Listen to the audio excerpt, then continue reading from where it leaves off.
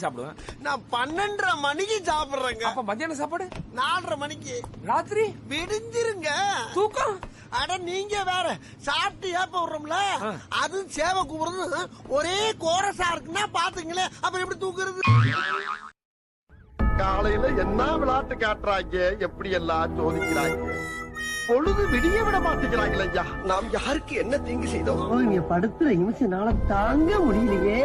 நமக்கு மட்டும் ஏன் இப்படி எல்லாம் நடக்கிறது? ஒண்ணு தெரிஞ்சு போச்சுடா, இந்த பிரபஞ்சத்துல உங்க மத்தியில இந்த உசுரை காப்பாத்துறது ரொம்ப சிரமம். ரொம்ப பயங்கரமான ஆளா இருப்பாரோ.